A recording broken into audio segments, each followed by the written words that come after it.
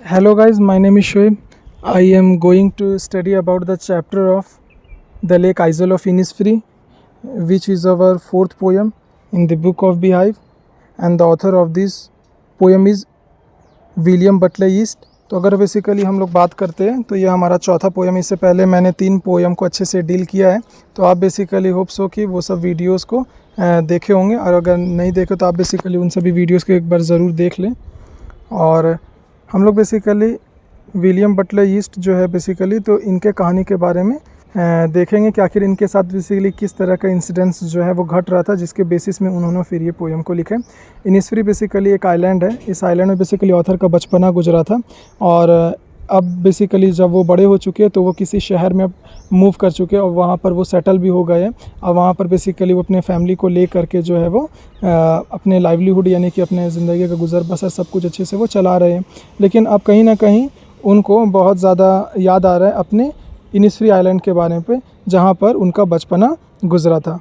तो फिर हम लोग बेसिकली जो है वो इस पोएम में यही चीज़ को पढ़ने वाले कि किस तरह से वो मिस कर रहे हैं, हमारे ऑथर किस तरह से बेसिकली इनिस्फ्री आइलैंड को मिस कर रहे हैं, और हमारे बेसिकली ऑथर जो है अब वो क्या चाहते हैं, वो इनिस्फ्री आइलैंड में वो वापस से दोबारा जाना चाहते हैं, या फिर बेसिकली उनका किस तरह से फॉन्ड यानी कि लव है इनिस्फ्री आइलैंड के प्रति। तो उस चीज़ को हम लोग देखने वाले।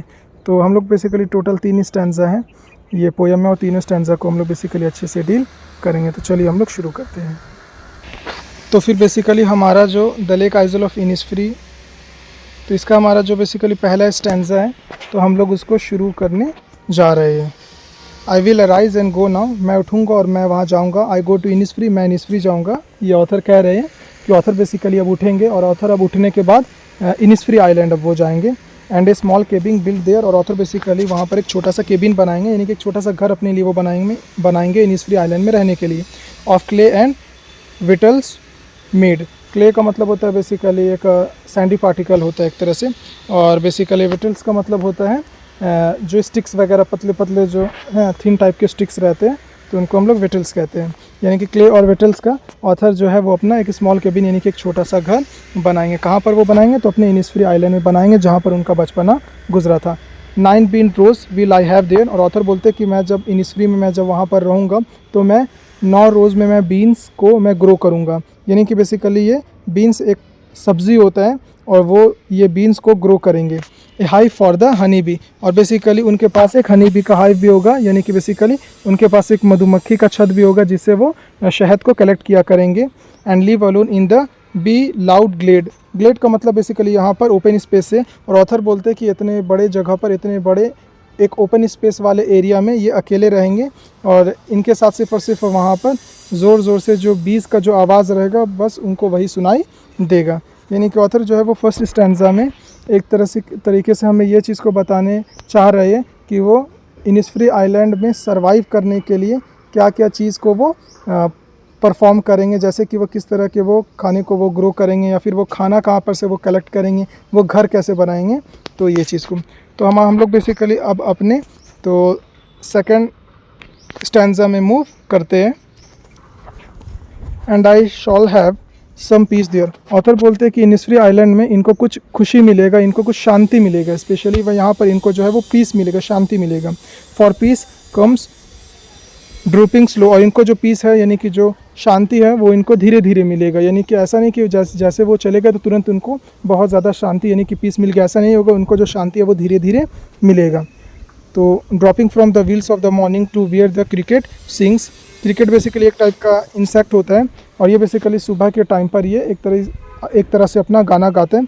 ऑथर बेसिकली कहते हैं कि जब सुबह का टाइम होता है तब बेसिकली इनिस्फ्री आइलैंड में मानो बेसिकली जो सूरज है वो अपने घूंघट को उतारता है, और फिर बेसिकली जब सूरज अपने घूंघट को जब बेसिकली है ना वो बेसिकली ड्रॉप करता है, तब फिर बेसिकली वहाँ पर बहुत सारे जो क्रिकेट इंसेक्ट्स है तो वो गाना गाने लगते हैं। तो ये चीज़ को देख करके ऑथर को खुशी मिलता है।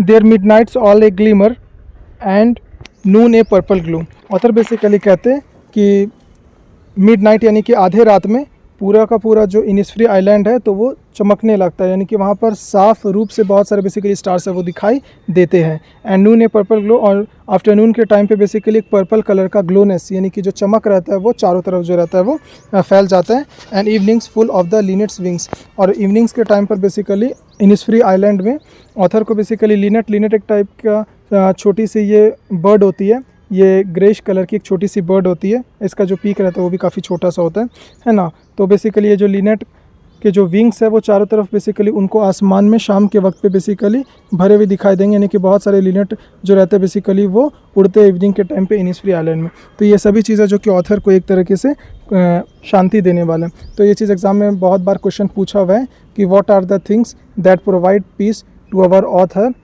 फ्रॉम द इनिसफ्री आइलैंड, यानी कि इनिसफ्री आइलैंड से कौन कौन सा चीज़ है जो कि ऑथर को शांति यानी कि एक तरह से देता है।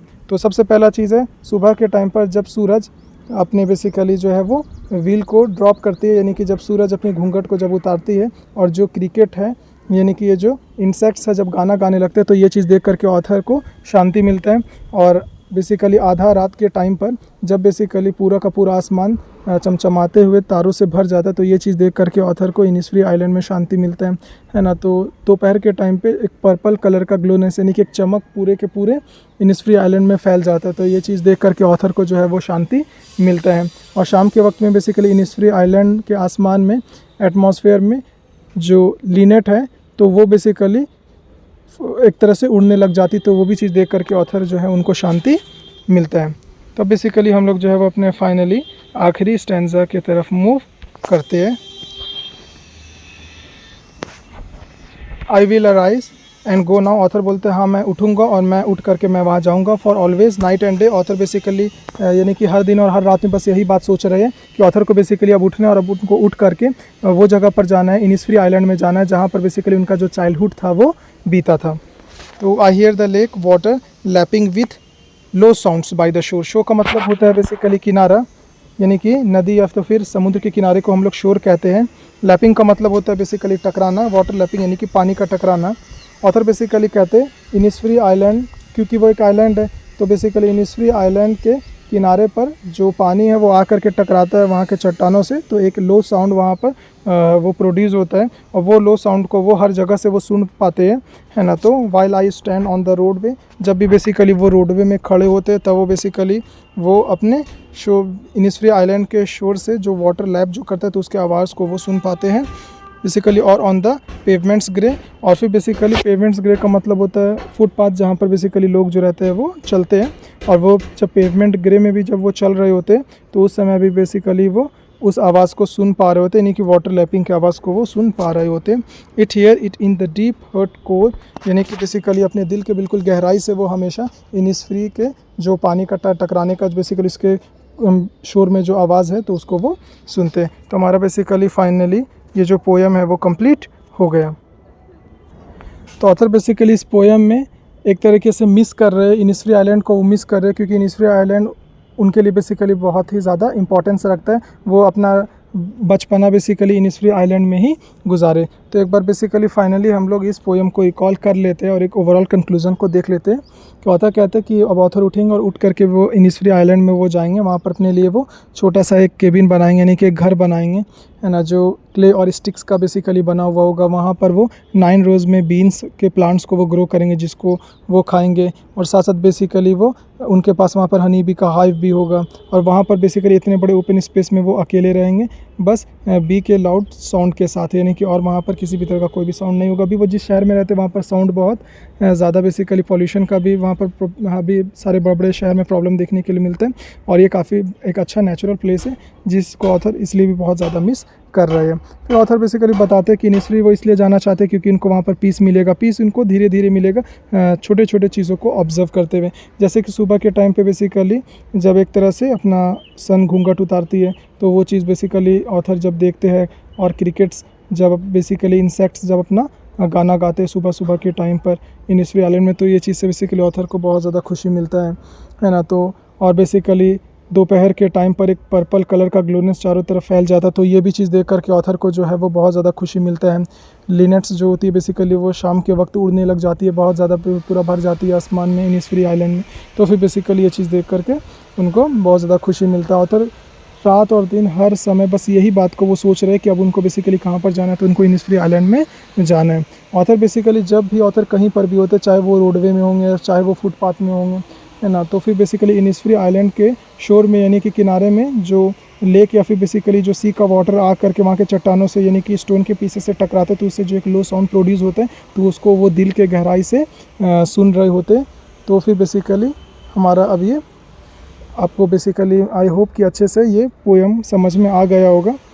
तो फिर यहाँ पर एग्ज़ाम में क्वेश्चन अलग अलग तरीके से पूछा जा सकता है, और अगर आप बेसिकली इस वीडियो को अगर आप अच्छे से बिना स्किप किए हुए देखें तो फिर आप बेसिकली सारे क्वेश्चंस को अटेम्प्ट कर पाओगे।